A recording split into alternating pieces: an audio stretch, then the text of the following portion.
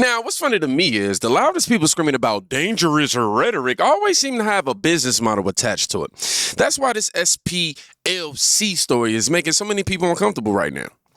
Because this wasn't some random internet blogger getting exposed. This was one of the most protected organizations in modern politics.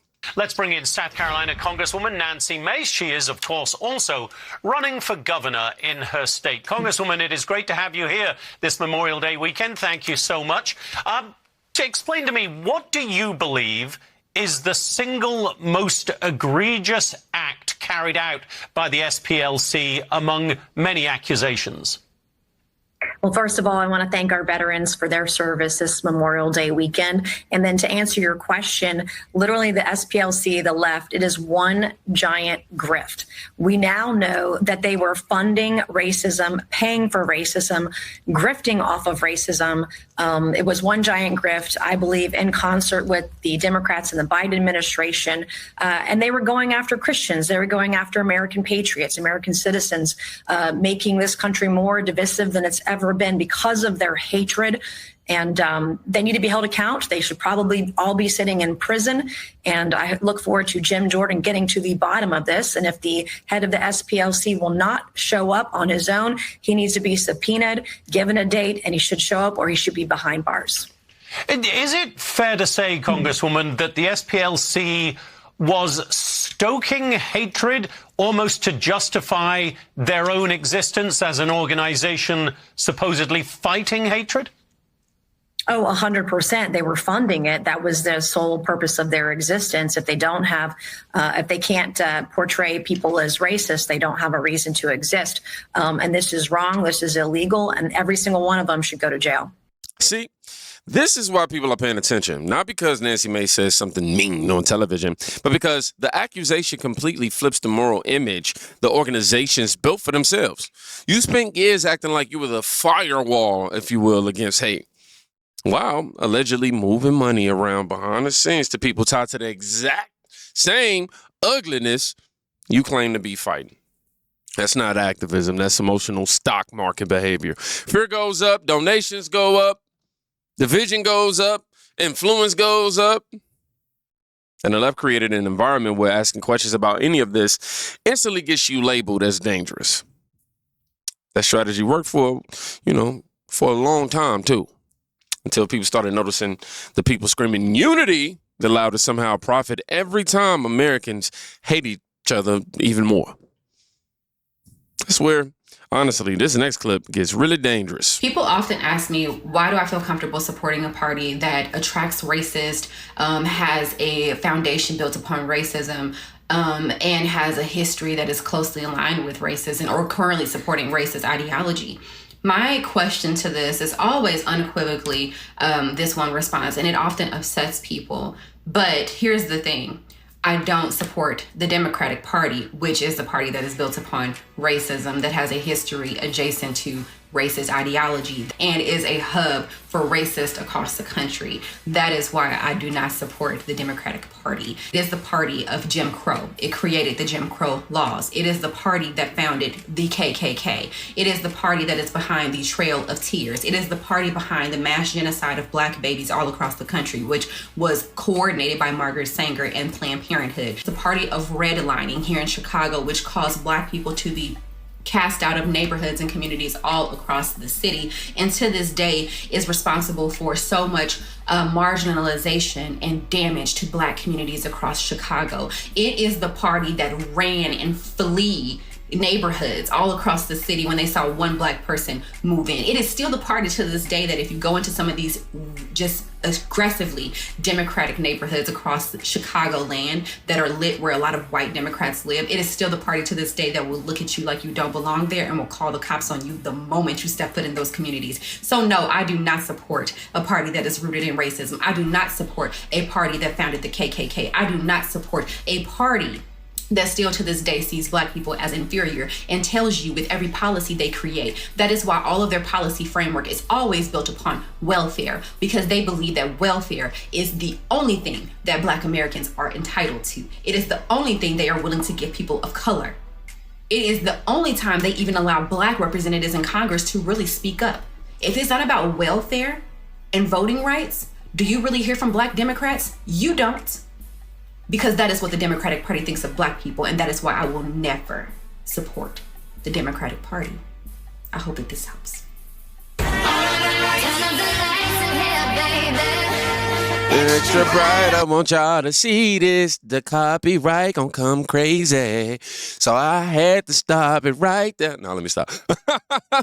But see why this clip hits different?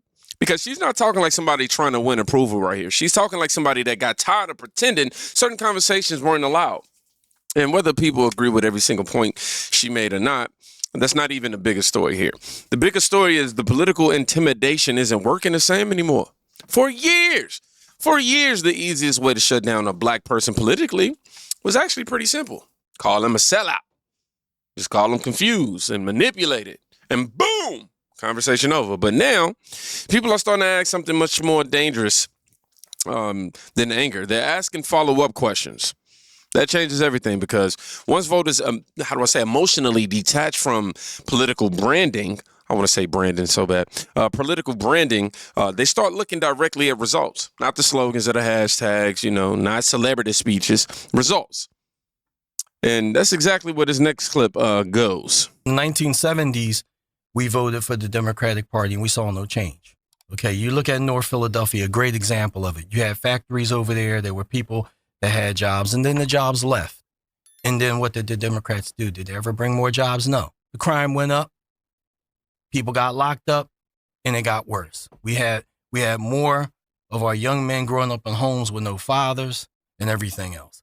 So people, I think, really got tired of being lied to. In the 1970s, we voted for the Democratic Party. We saw no change. See, this right here is the kind of clip that cable news avoids like it's radioactive because it cuts through the polished language. The man didn't sound ideological. He sounded exhausted. We've been seeing a lot of that lately.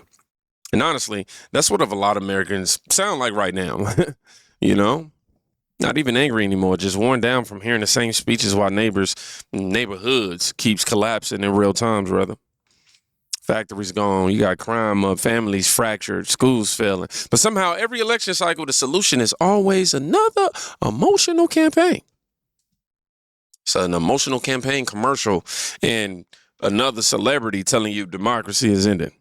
That's how they usually market it. At some point, I'm telling you, people naturally start asking, okay, but what actually improved? And once that question enters the room consistently, political loyalty, man, that thing gets shaky. Now, this clip right here, clip number 4, is where the conversation gets even more uncomfortable for the establishment. Look at how I started changing my life. I looked at politics got a large part of the decisions that I was making in life, the man that I wanted to become. And you look at the policies put in there. And so if you're talking about the 1964, 65 civil rights movement, if you talk about what was it intended and how it was co-opted or whatever into being something totally different. So when LBJ signed the Great Society Act into law or whatever, he pretty much got our men out the house, because if you want to get welfare, food stamps, a man can't be in the house because you making too much money. So women were now dependent or married to the government now. If you're doing all of this, you're breaking down the Black culture or whatever. It's a lot of different reasons. There's a lot of different policies. The reason why we want to, be our community identifies or always votes for the Democrats, but we don't receive anything for them. If you ask them, well, you're so mad about Trump, you're so hateful to the Republicans that you don't give a chance to. What do you like about your party? What have they given you? But they replaced your vote. They brought, 20, 30 million illegal immigrants in here to replace your jobs, undercut your wages. What do you get for voting Democrat? But a bunch of white man is the reason why we're suffering. Yeah. So it's a lot of different political reasons over the years, but if you learn the real history over time, it was the Republicans that fought for our right to vote. Our 13th, 14th, and 15th Amendment, they came for Republicans. The Enforcement Act came from a Republican president, Ulysses S. Grant. If you look, the Republicans always have fought for the Black community. That's right. The reason why clips like this travel so fast online is because people can feel when somebody arrived at their opinion through life experience instead of social pressure. That's why even people who disagree will still sit there and listen. One thing he said stood out real heavy to me. Maybe to you too. He said, politics affected the kind of man I wanted to become. Most political conversations never ever touch that layer. Definitely not anymore. Most political conversations, yeah, I don't even repeat it. Everything now is just outrage theater, team sports, visual, viral clips, rage addiction. But the deeper question is, what type of citizen does your worldview produce? Dependent? Hopeless? Bitter? Strong, maybe? I don't know. Capable? Responsible? I can go on.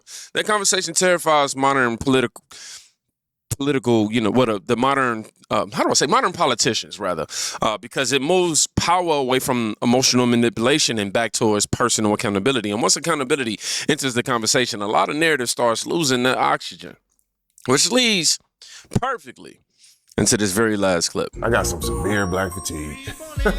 Slavery was so bad, I don't even know how the fuck we still cool white people right now. On God, I don't. That shit was terrible. How the fuck is we cool with white people? That shit is crazy. First of all, slavery ended 160 years ago. You weren't there, your parents weren't there, shit, your grandparents weren't there. But you sound like you just clocked out of the cotton field yesterday. And here's the part that your bitter black mama ain't telling you. Over 600,000 people literally died in the war to end slavery, mostly white men. They didn't post a hashtag or make a TikTok documentary. They bled out in the mud so that this country could move forward. How is it that other groups survived genocide, exile, dictators, Holocaust, but you don't see them walking around blaming white people? We sit down and we watch a damn TikTok documentary and all of a sudden we all time traveling victims. Here's the truth that you don't want to hear. You're not angry at slavery. You're not angry at white people. You're angry at your own fucking life. But blaming white people is easier than fixing your credit. You out here mad at people who never owned a slave, but just gonna simply ignore the people that's scamming you, beating you up, robbing you, shooting at you. Make it make sense. I mean, can you imagine if white people said, I don't even know why we're still cool with them. They don't got time for that. They working, they paying their bills, they raising families, they minding their business. That's why I say we stop fucking teaching that slavery shit in school, man. I don't want to hear that shit. You're keeping the beef alive. So if you really want to honor your ancestors, stop crying about slavery that you never experienced and start being the free man that they prayed for you to be. Yeah. This clip is going to make some people furious. Not because it's hateful, but because it rejects permanent emotional captivity. And that's the conversation society honestly doesn't know how to handle anymore, because we've built entire media ecosystems where pain is constantly recycled for engagement. Not healed, not solved, recycled. Some people have become professionally addicted to keeping old wounds politically fresh forever. And the second somebody says, okay, but how long do we stay mentally parked here? All hell breaks loose.